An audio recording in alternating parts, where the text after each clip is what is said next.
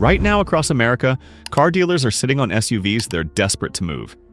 We're talking massive incentives, below invoice pricing, and dealers willing to negotiate like never before. 6 SUVs that aren't selling, creating opportunities for smart buyers who know what to look for. By number 1, you'll see the SUV with incentives so aggressive that dealers are practically giving them away just to clear lot space. These aren't bad vehicles, they're just stuck in inventory hell, and that means leverage for you. The American SUV market in 2025 is experiencing a massive shift. Interest rates, changing buyer preferences, and overproduction of certain models have created a perfect storm. Dealers are stuck with inventory they can't move, manufacturers are offering unprecedented incentives, and smart buyers can save $10,000, $15,000, even $20,000 off MSRP. All 6 SUVs on this list have serious dealer inventory problems right now, meaning negotiating power is entirely in your favor. Jeep Grand Cherokee. The Jeep Grand Cherokee is piling up on dealer lots across America. You'll find dealers with 100+ days of inventory, desperate to move units before the next model year arrives. This creates serious negotiating leverage. Dealers are offering $8,000 to $12,000 off MSRP before you even start negotiating.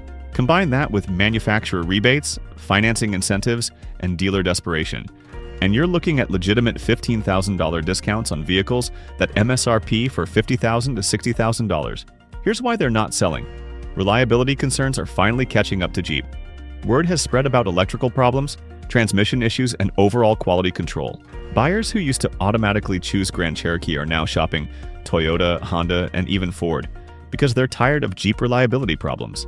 The interest rates hurt Jeep particularly hard because they've always relied on subprime financing. When rates were 2 to 3%, buyers overlooked the high prices. At 7 to 8% rates, those $60,000 Grand Cherokees become unaffordable for many traditional Jeep buyers. The monthly payments are simply too high. But here's the opportunity. If you want a Grand Cherokee and can negotiate aggressively, dealers will deal. They're motivated to move inventory, and every day a vehicle sits on the lot costs them money. Target older model year stock.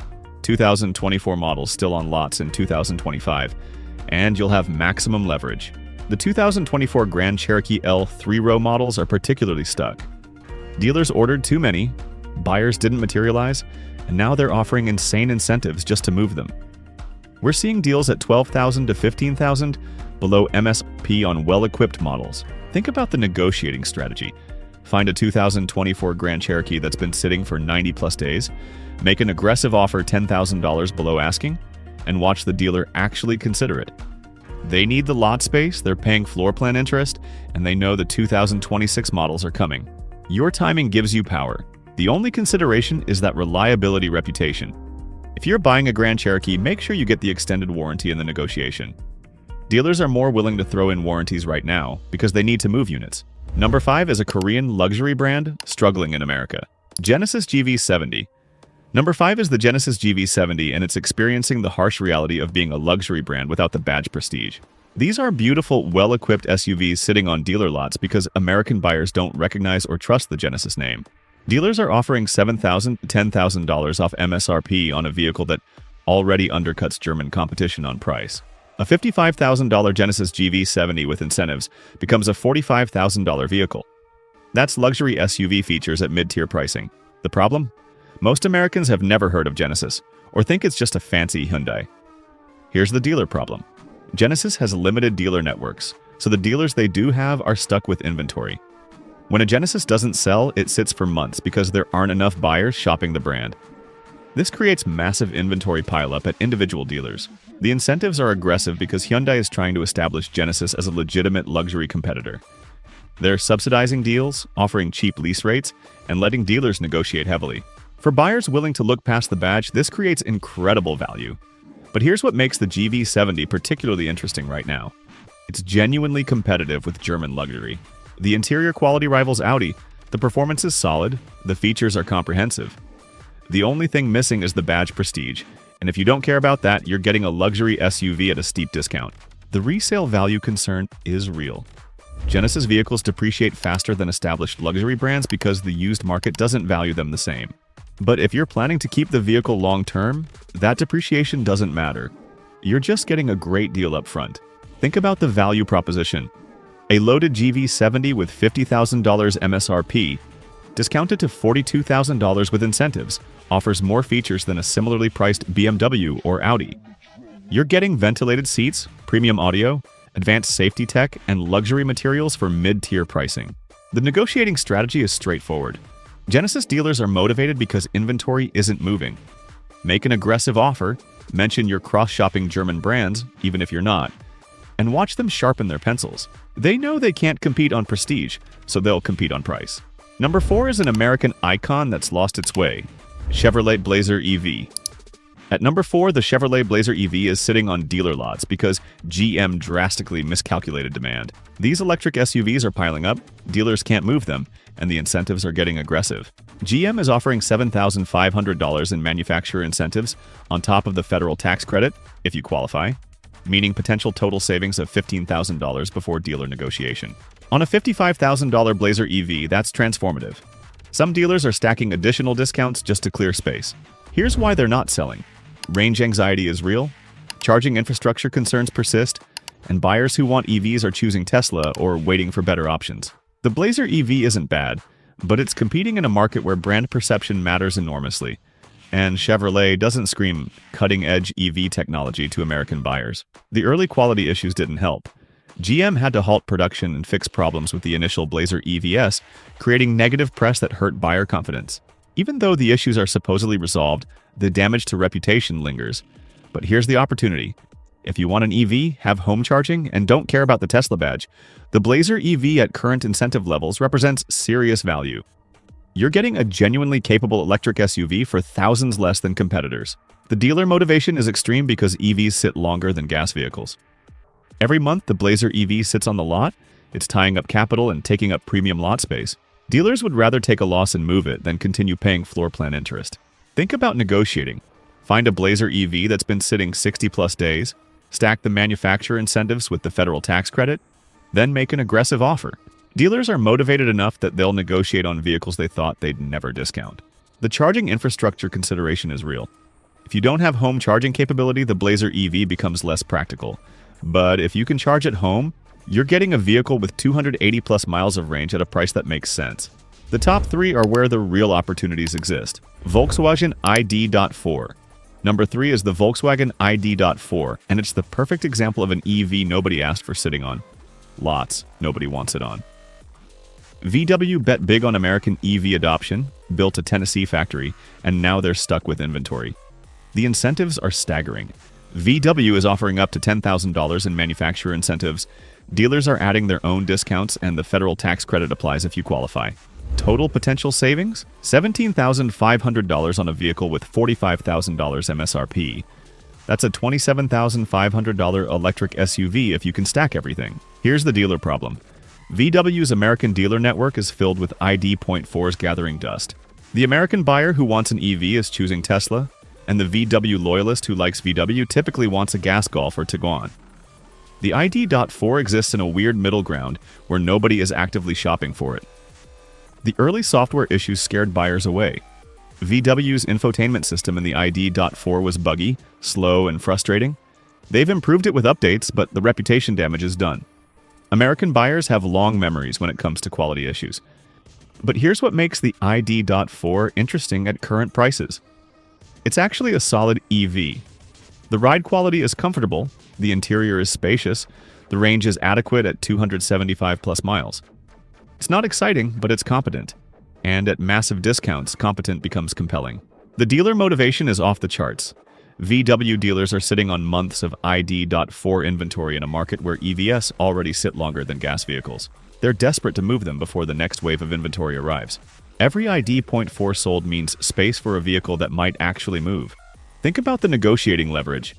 You're shopping for a vehicle the dealer is desperate to sell, in a segment where demand is soft, with the manufacturer offering huge incentives. You can be aggressive. Start $5,000 below invoice after all incentives and see what happens. Dealers need to move inventory more than they need to protect margins right now. The resale value will be brutal. EVs depreciate fast, VW EVs depreciate faster, and the ID.4 specifically has no brand cash. But if you're planning to keep it for 8 to 10 years, that depreciation only matters on paper. You're getting cheap electric transportation. Number 2 is a luxury brand Americans forgot about. Infiniti QX60. Number 2 is the Infiniti QX60, and it's sitting on dealer lots because American buyers have moved on from Infiniti entirely. This is a legitimate luxury 3-row SUV that nobody wants, creating incredible deals for the few buyers willing to look. The incentives are aggressive. $8,000 to $12,000 off MSRP on a vehicle that already undercuts German competitors. A $55,000 QX60 becomes a $43,000 vehicle after incentives and negotiation. You're getting leather, premium audio, advanced safety tech, 3 rows of seating, and a comfortable ride for mid-tier money. Here's why they're not selling. Infiniti lost its identity. American buyers who want Japanese luxury buy Lexus. Buyers who want German luxury buy BMW or Mercedes. Buyers who want value buy Toyota or Honda. Infiniti exists in a no-man's land where nobody is actively shopping the brand anymore. The dealer network shrinkage makes it worse. Fewer Infiniti dealers means less visibility, less foot traffic, and less brand awareness. The dealers that remain are stuck with inventory that won't move because buyers aren't even considering the brand. But here's the opportunity.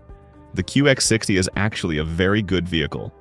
The interior is genuinely luxurious, the ride is smooth, the reliability is solid, it's based on Nissan mechanicals that are proven, and the features are comprehensive. If you can get past the badge, you're getting remarkable value. The negotiating leverage is maximum because dealers know nobody is shopping Infiniti. When you walk onto an Infiniti lot ready to buy, you're the first serious buyer they've seen in weeks. They'll negotiate heavily because they need the sale. Think about the value proposition. A 3-row luxury SUV with $55,000 MSRP, discounted to $43,000, competes directly with mainstream 3-row SUVs like the Toyota Highlander or Honda Pilot, but with luxury features those don't offer.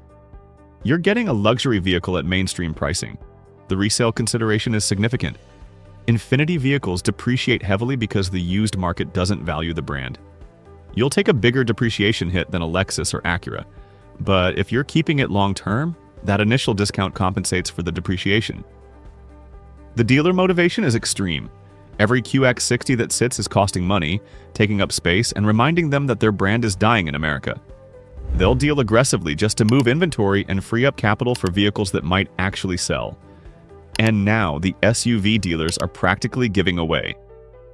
Nissan Ariya.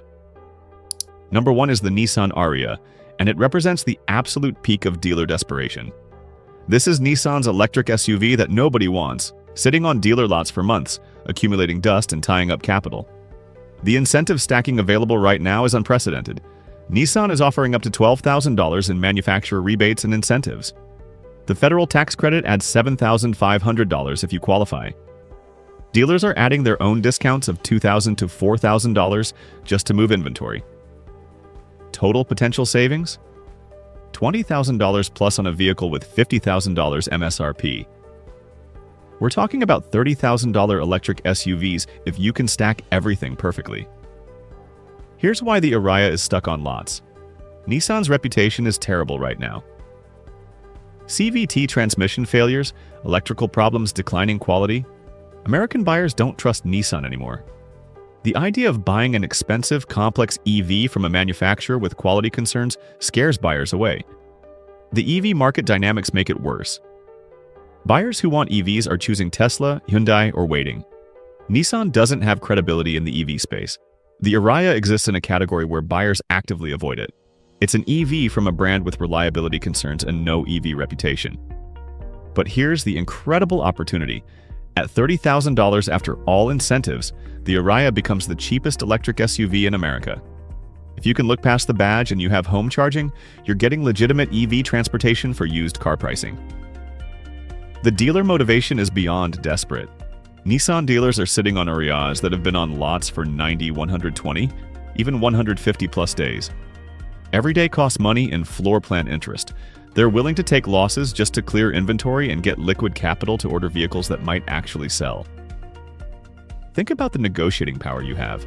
You're shopping for a vehicle literally nobody else wants, from a brand with terrible reputation, in a segment where demand is soft. You can make lowball offers that would be insulting on any other vehicle, and dealers will actually consider them because they're that desperate. Start at invoice after all incentives and see what happens. The practical considerations: the Ariya is actually a decent EV. The range is 300 plus miles, the interior is comfortable, the features are comprehensive. It's not exciting, but it works. If you need cheap electric transportation and don't care about resale, it's hard to argue with the value at current pricing. The resale value will be catastrophic. Nissan EVs will depreciate faster than almost anything on the market. Used buyers don't want them, so supply will exceed demand, crushing values. But if you're planning to drive it for 10 plus years until it literally dies, that depreciation is irrelevant. You're getting cheap transportation now. The charging infrastructure consideration applies. You need home charging to make any EV practical, but especially a Nissan where you can't rely on premium service networks like Tesla offers. Think about who this makes sense for. Buyers who need an EV, have home charging, plan to keep it long-term, and care more about the deal than the badge. For that specific buyer, the Ariya at $30,000 after incentives is an incredible value. For everyone else, it's a vehicle to avoid. The reason the Ariya is number one isn't just the incentives, it's the combination of dealer desperation, manufacturer incentives, federal tax credits, and complete lack of buyer demand, creating a perfect storm for negotiation. Dealers will genuinely consider offers that would be insulting on any other vehicle because they're that motivated to clear these off their lots. These 6 SUVs reveal the current reality of the American dealer market. Overproduction, changing buyer preferences, interest rate impacts, and brand perception problems have created massive inventory pileups. For dealers, this is a crisis. For smart buyers who know what they want, it's an opportunity. The key is understanding leverage. When dealers are desperate, when inventory is sitting, when manufacturers are offering incentives, that's when you have negotiating power. The monthly payment buyers will always get average deals. The cash buyers who can walk away will get the incredible deals. But you have to be willing to look past conventional wisdom. Most people won't buy a Genesis because it's not a BMW. Most people won't buy an Ariya because it's a Nissan EV. That conventional thinking is exactly what creates the deals. The fewer buyers interested, the more motivated the dealer becomes. 6 SUVs dealers are dumping right now in America, from the Jeep Grand Cherokee with reliability concerns to the Nissan Ariya that literally nobody wants. These represent genuine negotiating opportunities for buyers willing to look past badges and reputation.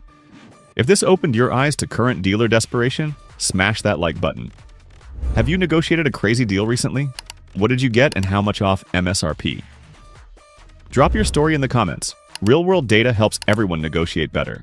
Subscribe for insider information about the car market that dealers don't want you to know. Hit the bell because our next video covers the cars dealers can't keep in stock, the ones selling over MSRP that you should avoid.